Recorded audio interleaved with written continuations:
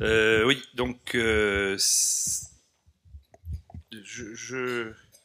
vous allez voir, je crois qu'il y a plusieurs choses, il y a plusieurs niveaux. Le premier niveau, c'est de savoir est-ce qu'il faut les infiltrer, pourquoi on les infiltre, hein, et ça revient un peu à ce qu'on disait ce matin, c'est-à-dire on va infiltrer une lésion parce que on pense que c'est cette lésion qui fait souffrir le patient.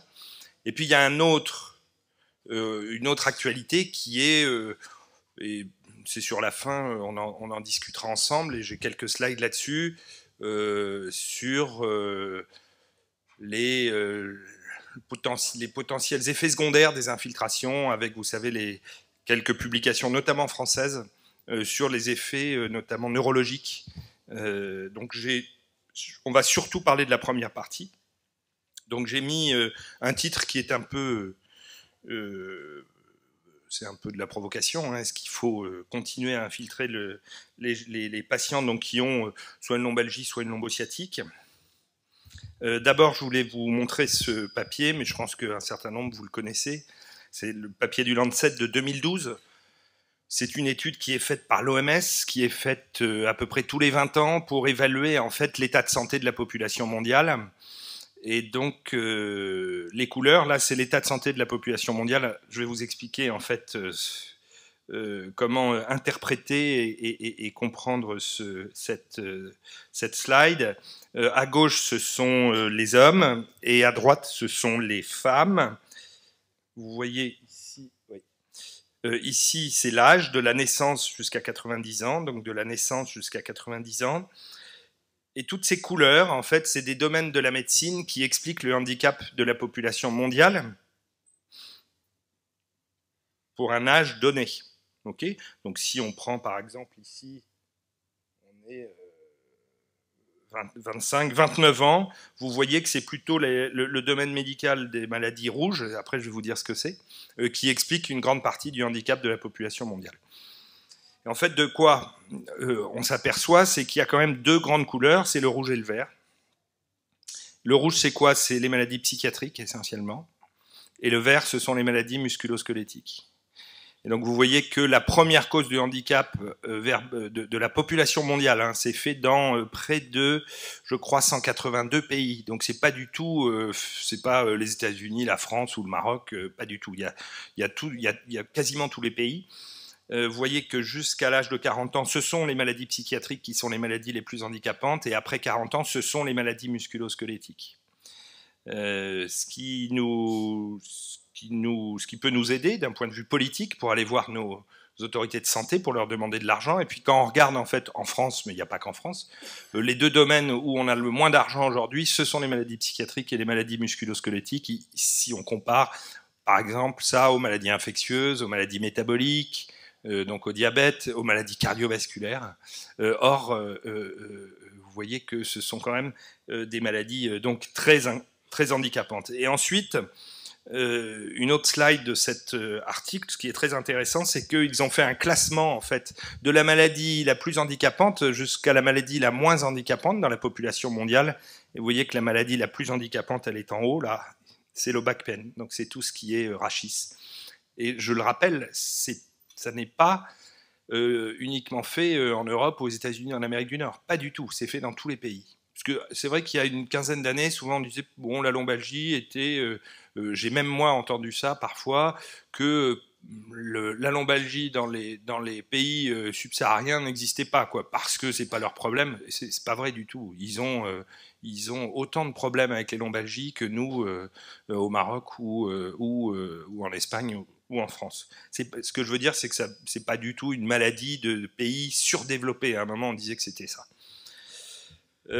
Alors, comme ce matin, ce qu'on peut faire pour les infiltrations, c'est revenir à ce fameux journal, Annals of Internal Medicine, que je vous encourage à lire, ou en tout cas de temps en temps à lire les articles, notamment dans nos domaines. Et donc, si on lit cet article, on s'aperçoit que la conclusion, c'est que les infiltrations épidurales de corticoïdes pour les sciatiques, en tout cas pour les radiculalgies, sont associés avec une amélioration à la fois sur la douleur et la fonction, une amélioration immédiate. Néanmoins, ces bénéfices sont relativement faibles et ne sont pas soutenus dans le temps. Et il n'y a absolument aucun effet sur le non-risque d'être opéré. Donc ça ne diminue pas le recours à la chirurgie. Et donc finalement, il concluait à une évidence très limitée d'utiliser ce genre de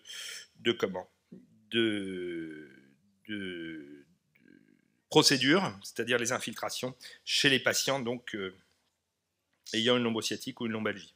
Donc ça, c'est typiquement de l'évidence basse médecine. Hein. Et puis après, vous en prenez une autre. Elles sortent quasiment la même année, en 2015, dans Pen Physician, qui est une best evidence synthesis. Et là, vous lisez la conclusion. Ils ont fait une revue systématique de la littérature, en analysant notamment la qualité des articles, et ils disent que c'est tout à fait efficace d'utiliser les infiltrations épidurales chez les patients qui ont donc une atteinte rachidienne. Vous voyez les limites quand même de cette évidence basse médecine. Aujourd'hui, avec les mêmes techniques, hein, c'est de la revue systématique, eh bien on peut arriver à des résultats qui sont totalement opposés. Après, c'est pas le débat aujourd'hui de discuter de ça, on pourrait en parler. Il y a des raisons, hein, bien évidemment.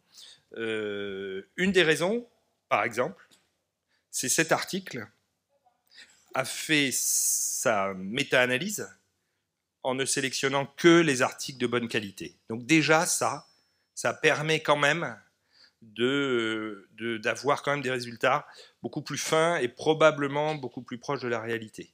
Si vous englobez tous les essais, pensons à l'arthrose, c'est sûr que si vous prenez les essais des années 80 faits en France, par exemple, sur les anti-arthrosiques, avec des effets taille qui sont majeurs, si vous les incluez, alors que c'est des essais qui sont de mauvaise qualité en général, eh bien, tous les essais récents sont dilués en fait dans ces essais. Donc c'est une première conclusion, c'est quand on regarde et quand on lit ces méta-analyses, regardez bien qu'il y ait au moins une analyse de la qualité des articles et que cette analyse globale n'ait été faite que en utilisant ces articles. Il y avait eu un papier qui a été fait dans l'arthrose où il montrait que plus les papiers étaient de bonne qualité, moins les effets taille étaient élevés, donc moins il y avait d'effets cliniques dans la conarthrose. Hein. Et ils avaient montré également, plus les papiers étaient sponsorisés par l'industrie pharmaceutique, moins les résultats, les résultats étaient d'autant meilleurs que c'était sponsorisé par l'industrie pharmaceutique. Vous voyez, il y a quand même énormément. Ça ne veut pas dire qu'il y a de la triche, hein. C'est pas ça. Pour l'industrie, par exemple, c'est pas ça. C'est que l'industrie sait fabriquer, sait construire des essais thérapeutiques positifs, ce que nous, académiques, on ne sait pas faire parce que c'est pas notre objectif. Notre objectif, c'est pas que l'essai soit positif. Notre objectif, c'est d'essayer de voir si ça marche ou ça marche pas. Alors revenons un peu à la lésion et je vais vous montrer un certain nombre de résultats, certains probablement vous les connaissez, à la fois dans la sciatique et dans la lombalgie. Dans la sciatique par hernie discale, il est clair qu'aujourd'hui on sait que vous savez comme moi que quand même 95% des gens qui ont une sciatique, on leur fait une infiltration et a priori on ne va pas les opérer et donc ils vont pas si mal que ça. Néanmoins, il y a quand même un paradoxe, c'est que la plupart du temps, on appelle ça un conflit disco-radiculaire. Donc, on va traiter un conflit avec des corticoïdes, ce qui peut paraître quand même un petit peu bizarre. Mais en fait, pas si bizarre que ça, puisque ce conflit, bien évidemment, il est mécanique, mais il est biochimique. Comme nous l'a montré brillamment ce matin notre collègue, c'est clair qu'il y a dans ce disque, il y a plein de choses et il y a tout un tas de molécules, des molécules qui sont notamment des molécules pro-inflammatoires, tu l'as dit ce matin, il y a des cytokines, on retrouve de l'IL1, on retrouve du TNF, et aujourd'hui, si on veut faire un résumé très large, la sciatique discale, elle est essentiellement TNF dépendante. Elle n'est pas IL1 dépendante, elle est un petit peu interleukine 6 dépendante, mais elle est surtout TNF dépendante, ce qui explique que quand on amène une grosse quantité de corticoïdes, eh bien, on va enlever toute cette inflammation irritative et qu'on va quand même améliorer nos patients. Alors, si on va un petit peu plus loin dans le raisonnement, est-ce que cette inflammation en fait est bénéfique ou délétère? On aurait tendance à dire qu'elle est délétère, puisque, je vous dis, ça enflamme la racine nerveuse, donc ça fait mal, donc on a une sciatique. C'est pas si simple que ça. En effet, si on revient à la hernie exclue, donc qui est un cas très particulier, donc là, ici, vous voyez très bien sur cette coupe IRM, ici, une grosse hernie exclue avec ici vraiment un halo inflammatoire. Eh bien, il a été montré que ces hernies exclues, premièrement, ont la capacité à disparaître quasiment à 50% dans les 6 mois, 80% dans l'année. Donc la chirurgie se fait de manière naturelle. Et deuxième chose, c'est que ces hernies exclues sont très inflammatoires et très TNF dépendantes. Et donc dans ce cas-là, il est clair que l'inflammation est plutôt bénéfique. Parce que l'inflammation, qu'est-ce qu'elle va faire? Elle va en fait dégrader. Elle va dégrader la matrice extracellulaire et donc elle va manger la hernie discale. Donc dans ce cas-là, l'inflammation, elle est plutôt bénéfique et donc on aurait plutôt tendance à dire évitons de les infiltrer. Néanmoins, ils ont mal, ces patients. Donc il faut aussi qu'on agisse sur la douleur. Pour revenir un petit peu à ce qu'on disait ce matin, mais c'est quand même une manière de dire au patient, voilà, on va lui expliquer, on va lui dire, vous avez une grosse hernie, raison de plus, premièrement pour pas vous faire opérer, parce que très souvent le radiologue leur a dit, oh là là, elle est énorme, il faut se faire opérer, ou le chirurgien va dire, non, au contraire. Et en plus, on sait que c'est une chirurgie, si on opère des hernies exclues, les résultats sont mauvais.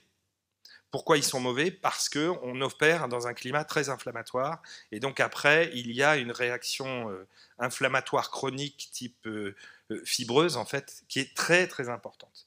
Et souvent, le chirurgien, quand il ouvre sur ce genre de patient, il ne voit pas de hernie, il voit une espèce de magma inflammatoire autour de la racine, et dans ces cas-là, la chirurgie est non seulement pas bénéfique, mais elle est souvent délétère, car elle va au contraire entretenir cette espèce d'inflammation chronique. Donc ça, c'est des exemples, mais ça, vous les connaissez, au scanner, avec ici cette hernie discale et 6 mois plus tard, une disparition de la hernie discale. Ici, c'est plus, vous voyez, au niveau foraminal, mai, septembre, novembre, il ne reste plus que la petite partie un peu calcifiée. Et donc ça, c'est la tendance naturelle à la résorption de ces hernies qui sont essentiellement TNF dépendantes et dépendant également de molécules qui sont downstream du TNF, que sont les métalloprotéinases dont on a parlé ce matin, avec, vous voyez, un schéma qui est ici. Quand le disque en fait va s'extruder dans le canal, il va y avoir une interaction entre les cellules discales et les macrophages résidents du canal cette interaction va aboutir à une inflammation qui est TNF dépendante, qui va fabriquer des métalloprotéinases qui vont devenir activées et qui vont résorber le disque hernière. Et il y a parallèlement à ça une uprégulation de la production de VEGF par notamment les macrophages résidents. Et le VEGF va faire quoi? Il va augmenter la vascularisation de ce tissu et donc augmenter l'infiltration de macrophages. Et donc il va y avoir une boucle vertueuse qui aboutit à cette résorption. Donc il est clair que cette inflammation peut avoir un effet bénéfique. Et puis il y a également, dans la plupart des cas, ce que l'on connaît, où on n'est pas dans le cas d'une hernie exclue, un effet qui, là, dans ces cas-là, sera non pas bénéfique, mais délétère. Alors, ce cas-là, vous le connaissez, c'est la hernie discale classique contenue, on va l'appeler contenue, c'est-à-dire qu'elle est dans son ligament, okay, elle n'est pas ni exclue, elle n'est pas transligamentaire. Tout ce qu'on vient de voir, c'est plutôt pour la hernie, donc exclue ou transligamentaire. Et là, c'est juste pour vous rappeler, mais vous le savez comme moi, toutes les approches qu'on peut avoir. En termes d'infiltration, on peut avoir une approche postérieure qui, pour nous, bien évidemment, est très intéressante puisqu'elle ne nécessite pas de radiologie. Et là aussi, je vous demande, quand vous lisez des articles là-dessus, soyez toujours très prudents. C'est clair que les radiologues, ils n'ont pas les mêmes intérêts que les nôtres. Okay, et donc, ils vous expliqueront toujours que sous-scopie, c'est mieux. À ma connaissance, il n'y a il y a peu de papiers qui ont montré que, par exemple, de faire une épidurale sous scopie, c'était plus bénéfique que de faire une épidurale comme on sait les faire au lit du malade et sans scopie. Donc ça, c'est une première approche. Le gros intérêt, c'est que, bien évidemment, on n'a pas besoin de contrôle scopique. Une autre approche qui est de plus en plus utilisée, et je pense que vous aussi vous l'utilisez, mais qui, elle, nécessite les radiologues, donc c'est par voie interlamaire. Cette voie interlamaire, le gros intérêt, c'est qu'on va quasiment au contact de la hernie discale. Donc on va sans passer en fait par le foramen ou l'articulaire postérieur. Donc ça, c'est une autre technique qui est également très utilisée, mais là qui nécessite à ce moment-là la participation bien évidemment d'un radiologue. Nous, on ne peut pas faire ce genre d'infiltration. Une troisième infiltration, et moi je vous encourage à utiliser cette infiltration, ce type d'infiltration, c'est vrai que c'est Revel qui avait beaucoup développé ça il y a une vingtaine ou une trentaine d'années. On le prenait un peu souvent pour un barbare, parce que c'est vrai que c'est une infiltration qui est plus douloureuse, beaucoup plus douloureuse qu'une épidurale, c'est clair. Néanmoins, aujourd'hui, notamment avec tous les problèmes qu'on a sur les foraminales, sur les produits à utiliser, les risques de brèche durale, il est clair que c'est probablement la voie la plus safe, c'est-à-dire la voie du hiatus, qui permet donc d'infiltrer les patients. Et ça, on peut le faire de manière tout à fait sans contrôle scopique. Je sais que certains rhumatologues, notamment à Cochin aux étages supérieurs, le font sous échographie à la rigueur. Mais c'est quand même une technique, je pense, s'il y en a s'il y a une technique qui restera, je pense que ce sera cette technique. C'est vraiment la moins... Et dans tous les accidents qui ont été publiés, hein, parce que c'est toujours la même chose, il y a un biais de publication. Tous les accidents que l'on a vus, notamment de paraplégie ou d'accidents vasculaires médulaires, ça a toujours été des voies interépineuses, des voies foraminales, et il n'y a pas de description de hiatus. Dernière chose, je pense que c'est également probablement une très bonne voie d'abord pour les rachis opérés.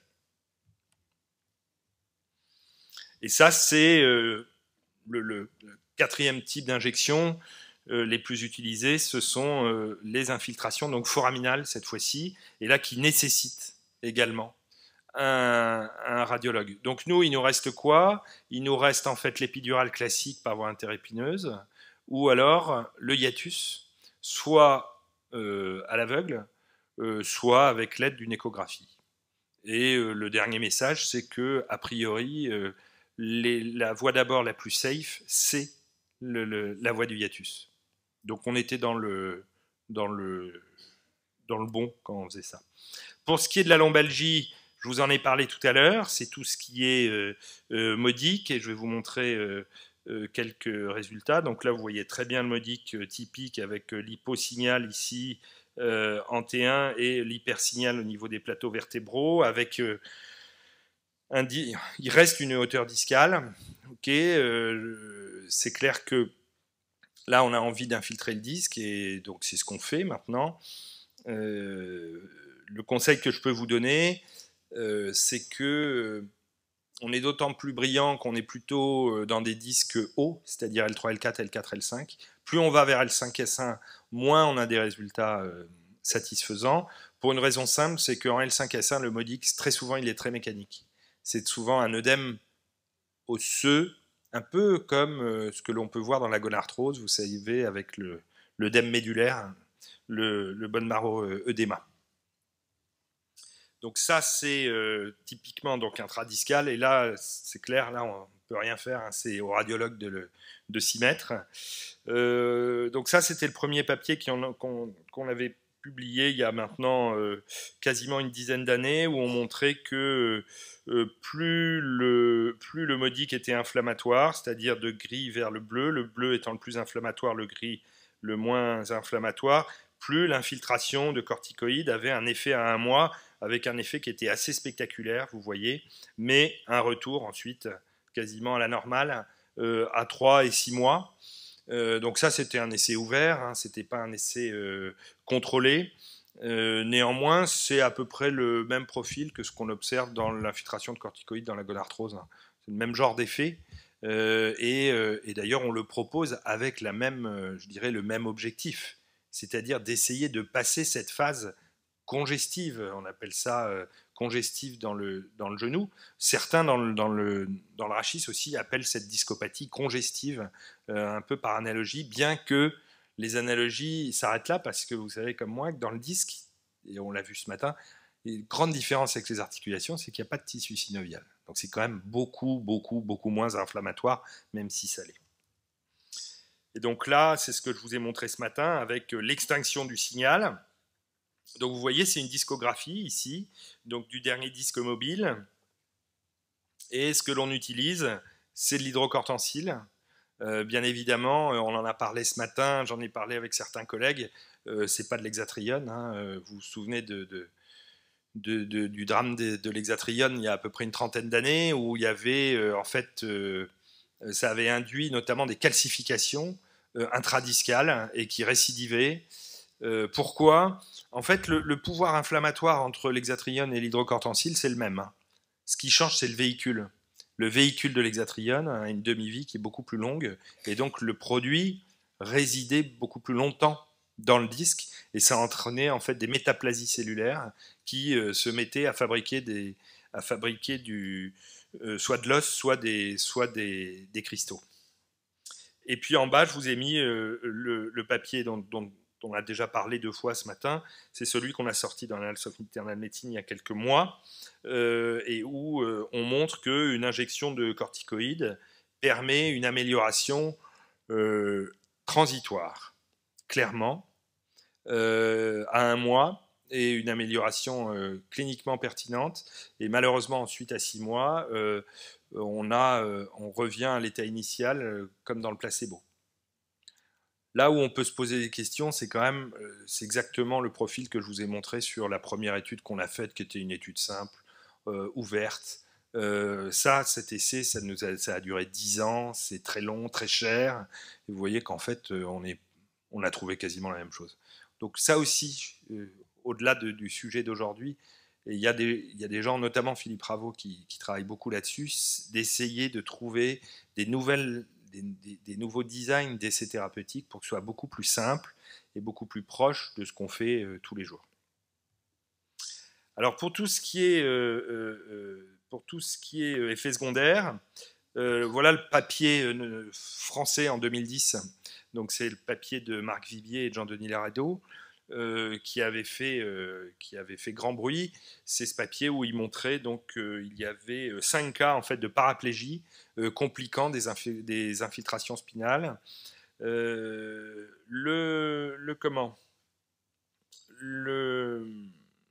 message qui était sorti de ce papier et de tout ce qu'on disait autour, c'est qu'en gros, il ne fallait plus infiltrer de rachis opéré et ne plus faire d'infiltration foraminale. En fait, depuis, il y a eu un certain nombre d'autres cas cliniques et on s'est aperçu qu'on a observé la même chose sur des rachis non opérés et on a observé la même chose sur des infiltrations articulaires postérieures.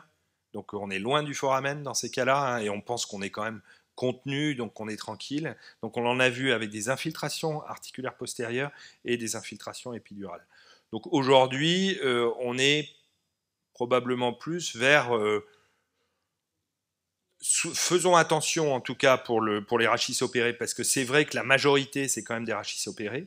Or, la majorité des gens infiltrés ne sont pas des rachis opérés, c'est clair. Néanmoins, pour le reste, c'est très difficile, et moi ce que je vous suggère en tout cas aujourd'hui, et je milite pour ça, c'est faites des hiatus. Et donc ça a fait tellement de bruit que dans le New England, en fait, vous voyez, il est sorti en 2015 un papier qui s'appelle donc les effets sérieux donc neurologiques après épidural glucocorticoïde, et ils ont fait une enquête, et c'est la FDA qui a fait ça, et pour une fois, je trouve, ils ont été, quand on lit les conclusions, ils disent que la FDA a décidé de ne pas modifier en fait les warnings sur les effets neurologiques potentiellement dangereux des infiltrations, notamment en disant que ces procédures sont très fréquentes et que les accidents sont exceptionnels. Je trouve que c'est C'est rare pour des anglo-saxons de mettre ça. Hein. En général, ils mettent le parapluie et donc ils bloquent tout. Vous allez voir, on vient de faire avec, notamment avec Jean-Denis Laredo et la SFR, justement, on est en train de publier un article avec des recommandations. Les recommandations ne sont pas celles de la FDA. Hein. Il y a quelques restrictions, vous verrez. Et notamment sur les produits utilisés, avec un deuxième problème qui est arrivé en France, c'est que a priori le produit qui paraît le moins toxique c'est l'Altime, mais qu'il n'y a plus d'Altime en France. Je pense que pour vous c'est la même chose. Donc on fait tout à l'hydrocortencyle. Donc on est un peu coincé de partout. Honnêtement, si on suit les papiers, les l'évidence base, etc., a priori on devrait ne plus infiltrer. Ce qui gêne beaucoup moins les anglo-saxons. Hein. Parce que nous, toujours avec cette approche médicale, on infiltre beaucoup. Les anglo-saxons, beaucoup moins. Donc c'est des chirurgiens orthopédistes hein, ou des généralistes. Les sciatiques, ils ne les infiltrent pas. Hein. Je vais vous donner un autre exemple. En Suisse, par exemple, on fait des infiltrations, mais on fait aussi des bolus de solumédrol dans la sciatique discale. Vous voyez, donc il y a des habitudes suivant les pays. Et les traitements du futur, donc ce que je vous ai dit, c'est plus un traitement du futur, mais c'est l'intradiscal.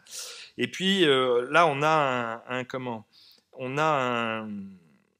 un projet européen H2020 avec Christian Jorgensen, où là, vous savez, il a déjà un premier projet qui s'appelle Adipoa, qui est d'aller, à partir de graisse abdominale, d'extraire des cellules souches et ensuite de les réinjecter dans le genou, dans la gonarthrose. Et là, on a eu un financement relativement important, hein, puisque c'est 6 millions d'euros de la communauté européenne pour faire un essai thérapeutique où cette fois-ci, on va aller faire carrément non pas de l'autogreffe, mais de l'allogreffe, donc allogénique. Hein. On va aller mettre des cellules souches allogéniques dans le disque intervertébral de patients qui ont notamment un modique. Entre vous et moi, ça peut faire peur. On se dit aller mettre des cellules allogéniques, c'est-à-dire que c'est comme une transfusion, hein, en fait c'est la même chose, hein, ça vient d'un donneur. En fait aujourd'hui, de plus en plus, tout ce qui est cellules souches, on va vers ce système-là parce que c'est beaucoup plus simple. Si vous êtes obligé d'aller récupérer des cellules souches chez votre patient qui a mal au dos, ce sont des procédures très lourdes. Et donc, et il se trouve qu'en termes de safety, en fait, les cellules souches allogéniques, on touche du bois, en tout cas pour l'instant, sont tout à fait utilisable. Donc, en conclusion, je crois que continuons à infiltrer les patients. N'oubliez jamais, alors, je dirais que moi, ce que je dis à mes patients souvent, ou je l'écris sur le dossier, de toute façon, il y a un moment où, si on ne les infiltre pas, qu'est-ce qu'on va faire? On va les opérer. Et à ce moment-là, le risque, il est beaucoup plus important. On prend un risque bien plus important d'aller opérer un patient que de lui faire une infiltration épidurale, même s'il a un rachis opéré. Donc je pense que ça, c'est un argument relativement en termes de bénéfice-risque. Et puis après, bien évidemment, c'est toujours la même chose, c'est l'interaction entre le patient et le médecin, et surtout d'essayer d'évaluer quelle est la lésion, qu'est-ce qui fait mal, et d'aller injecter au bon endroit avec les techniques les moins agressives. La moins agressive me paraissant être quand même le hiatus. Voilà, je vous remercie.